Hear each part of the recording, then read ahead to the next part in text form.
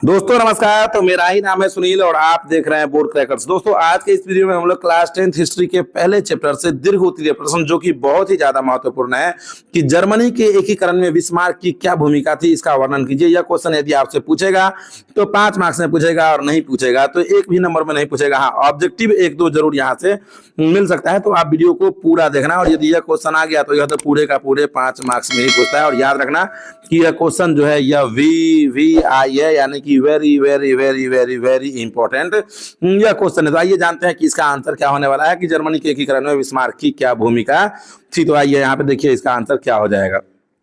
तो देखिए यहाँ पे कह रहा है कि बिस्मार्क जो है वह जर्मन सांसद डाइट में अपने सफल कूटनीतिज्ञ होने का लगातार परिचय देता आ रहा था। कह रहा है कि बिस्मार्क जो है जर्मन में सांसद को डाइट बोला जाता है, में अपने सफल कूटनीतिज्ञ होने का लगातार परिचय देता आ रहा था। वह निरंकुश राजतंत्र का समर्थक के साथ साथ जर्मनी के एकीकरण के प्रयास में भी जुड़ा था। कह रहा है कि वह निरंकुश राजतंत्र के समर्थन के साथ साथ जर्मनी के एकीकरण के प्रयास में भी जुड़ा था। उसकी कूटनीतिज्ञ सफलता थी कि उदारवादी और कट्टरवादी दोनों ही बिस्मार्क को अपना समर्थक समझते थे। बिस्मार्क रक्त और लौ की नीति का अवलंबन करते हुए जर्मनी के एकीकरण के लिए सैन्य शक्ति बढ़ाना चाहता था। उसने अपने देश में अनिवार्य सैन्य सेवा लागू कर दिया। और उसने क्या किया कि अपने देश में अनिवार्य सैन्य सेवा लागू कर दिया था। आपने क्या पढ़ा अभी तक? आपने अभी तक पढ़ा कि बिस्मार्क जो है वह जर्मनी सांसद डाइट में अपने सफल कूटनीतिज्ञ होने का लगातार परिचय देता आ रहा था। वह निरंकुश राजतंत्र का समर्थक के साथ साथ जर्मनी के एकीकरण के प्रयास में भी जुड़ा था। उसकी कूटनीतिज्ञ सफलता थी कि उदारवादी और कट्टरवादी दोनों ही बिस्मार्क को अपना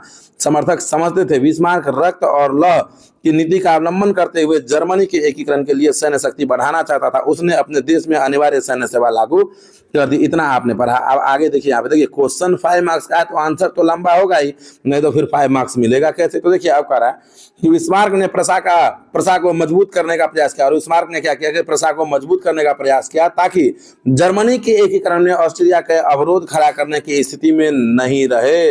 लेकिन अपने कूटनीतिज्ञ जाल में फंसकर उसने ऑस्ट्रिया से संधि कर ली। 1864 ईस्वी में स्लेस्विग और हॉलस्टीन राज्यों को मुद्दा बनाकर उसने डेनमार्क पर आक्रमण कर दिया, क्योंकि ये दोनों राज्य इसी के अधीन थे। विजय होने के बाद सेल्सविक प्रसा को मिला तथा हॉलस्टीन ऑस्ट्रिया को। इन दोनों राज्यों में जर्मन मूल के लोगों की संख्या अधिक थी और इन दोनों राज्यों में जर्मन में रहने वाले लोगों की संख्या, जर्मन से आने वाले लोगों की संख्या अधिक थी। इस कारण प्रसा ने जर्मन राष्ट्रवादी भावना भड़काकर विद्रोह फैला दिया। इस विद्रोह को ऑस्ट्रिया रोकना तो चाहता था। इस विद्रोह को ऑस्ट्रिया जो है वह रोकना तो चाहता था, किंतु प्रसा से होकर ही उसे वहां जाना था, जिसके लिए काबुल ने उसे मना कर दिया। बिस्मार्क ऑस्ट्रिया से युद्ध अवश्यंभावी मानता था, लेकिन उसकी मंशा थी कि दुनिया ऑस्ट्रिया को ही आक्रमणकारी समझे। दोनों में युद्ध शुरू हो गया, जबकि फ्रांस तटस्थ बना रहा। ऑस्ट्रिया ने 1886 ईस्वी में प्रसा के खिलाफ सेनेवा में युद्ध की घोषणा कर दी।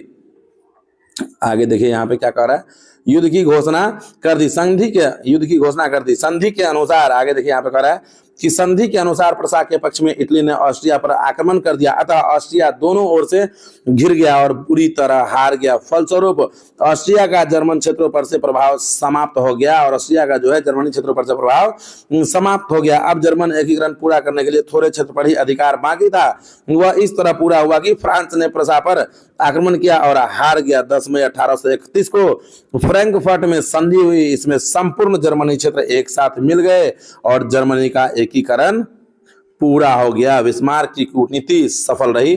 तो यही योगदान था, जर्मनी का जो एकीकरण हुआ था उसमें बिस्मार्क का यही योगदान था। और यही आप आंसर पूरा लिख देंगे तो आपको भी आपके एग्जाम में पूरा का पूरा 5 मार्क्स मिल जाएगा। वीडियो अच्छा लगा तो वीडियो को लाइक करके चैनल को सब्सक्राइब कर लेना। Thank you so much. Thank you for watching.